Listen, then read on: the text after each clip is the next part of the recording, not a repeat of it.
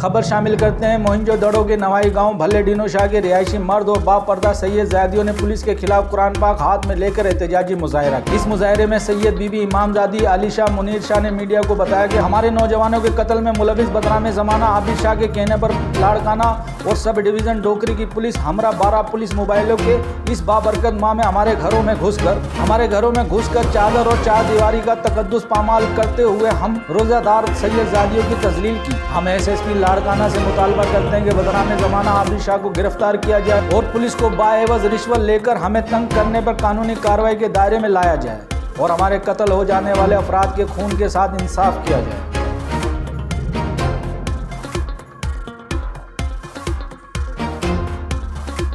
मज़ीद खबरों और अपडेट के लिए विजिट करें हमारा YouTube चैनल HRJDO न्यूज़।